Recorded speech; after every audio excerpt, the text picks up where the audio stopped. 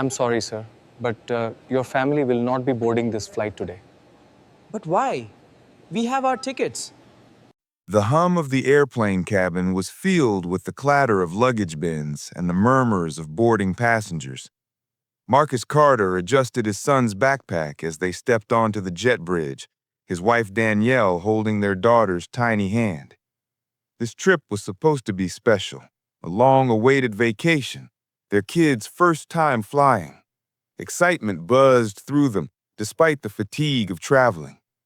But as they reached the cabin door, a man in a crisp navy suit stepped forward, his expression sharp and unfriendly. His badge read, Flight Manager, Collins. His hand shot out like a barrier. Not you, Collins barked, his tone dripping disdain. Marcus frowned, holding up the boarding passes. Excuse me? These are our seats. Row 22, A through D. Collins sneered. Not anymore. I'm not comfortable having you on this flight. Step aside. Danielle froze, her daughter tugging at her hand. What? We have tickets. We cleared security. We've done nothing wrong. Passengers behind them slowed, whispering. Some frowned. Others craned their necks to see what was happening. Collins leaned closer, his voice dropping, but not enough to hide the venom. I've dealt with your kind before. Always problems, always disturbances.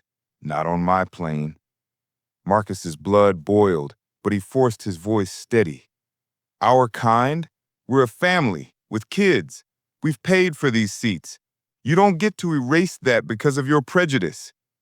The words echoed, the nearby passengers' whispers sharpening into gasps.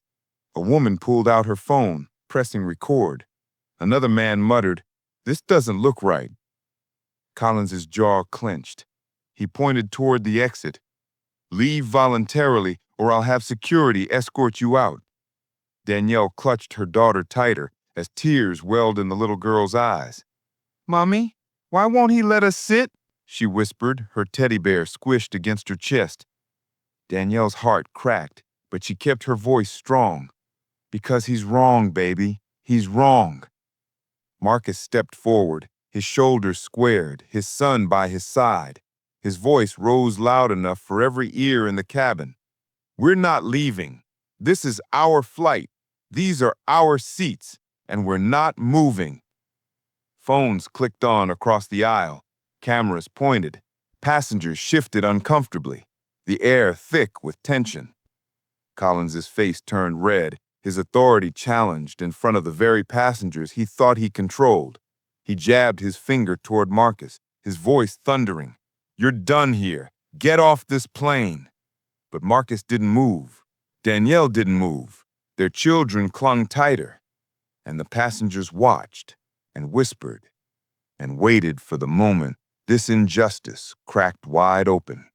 The aisle seemed to shrink under Collins's rage. He loomed over Marcus and Danielle, his voice sharp enough to slice through the cabin's hum.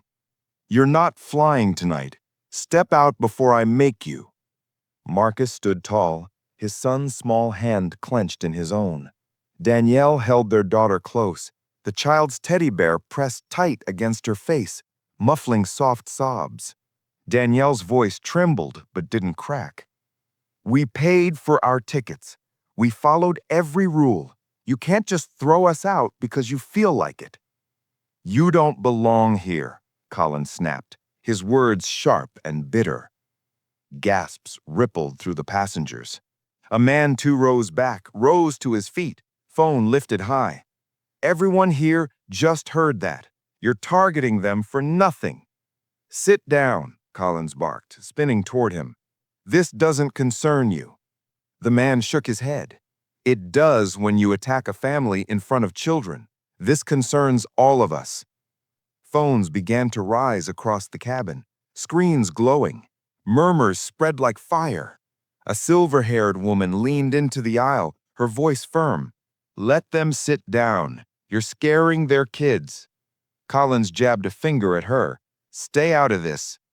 But the tide was shifting. More passengers stood. Someone shouted, we all saw it. Another added, they didn't do anything wrong. Danielle knelt by her daughter, brushing curls from her wet cheeks. Shh, baby. We didn't do anything bad. Sometimes people forget how to be fair. Her son turned to Marcus, eyes blazing with anger he didn't fully understand. Dad, why is he doing this? Marcus's chest tightened. He looked straight at Collins and raised his voice so every camera caught it. Because he thinks our family doesn't belong here, but we're not leaving. These are our seats, and we're staying right here. The cabin filled with shouts of support. Let them fly. Leave them alone. You're recorded, man. Collins' face flushed red. He waved toward the front. 2 airport security officers appeared at the doorway, pausing as they took in the sight. Passengers on their feet, phones recording, a family cornered by a manager trembling with fury. Remove them, Collins barked. They're interfering with operations. The taller officer frowned. Did they threaten anyone? Break a rule? No, Danielle cried, her voice cutting through the noise. We just tried to sit in our seats. The older man with the faded ball cap spoke up, his voice like gravel. Name's Bell, retired air marshal. I've seen dangerous passengers. They're not it. He is. The shorter officer glanced at Bell, then at the phones aimed their way. Looks like multiple witnesses backed them up. Witnesses? These are nobodies. I make the call. No. A calm voice crackled over the intercom. The captain's voice. I do. And I want an update in the cockpit, now. The cabin erupted with murmurs. Collins froze, his eyes darting from the passengers to the officers, then back to Marcus's family. His authority was slipping, crumbling under the weight of witnesses. The taller officer gestured, Mr. Collins, up front, now. Collins stood rigid for a heartbeat, then stormed toward the galley, the officers following. Phones tracked him like spotlights. Marcus guided Danielle and the kids into their row at last. Danielle's hands trembled as she buckled their daughter. Marcus's son leaned close. We're really staying? Marcus pulled him into a hug. We're staying. Around them, the passengers didn't cheer yet. They waited, silent, for the verdict coming from the galley. The galley was filled with muffled shouting, the kind of sharp words that made flight attendants trade uneasy glances. The passengers leaned in their seats, straining to catch even a hint of the confrontation. The only clear thing was that Collins's voice had shifted from booming commands to brittle excuses. The captain's voice cut through, calm but heavy. You've endangered this flight enough. Step aside. Seconds later, the curtain snapped open. The captain strode into the aisle, his presence steady as stone. Behind him, Collins followed, face pale, jaw clenched, 2 security officers flanking him like shadows. The captain spoke loud enough for everyone to hear. Ladies and gentlemen, thank you for your patience. I want to be clear. Every paying passenger has the right to respect, dignity, and safety. This family is staying on this flight. Applause erupted, first tentative, then swelling into a thunder of claps and cheers. Danielle covered her mouth, tears streaming. Her daughter clung tighter to the teddy bear but smiled for the first time all night. Marcus gripped his son's shoulder, pride etched into his tired face. Collins's voice cracked as he tried one last time. You can't do this! You need me! The captain turned, his eyes cold. What I need is a crew that respects every passenger. You're relieved of duty. Leave the aircraft. The crowd roared. Phones zoomed in, capturing every second.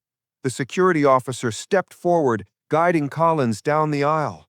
He yanked his arm back once, glaring at Marcus. You think you won something tonight? This isn't over. Marcus met his glare head-on.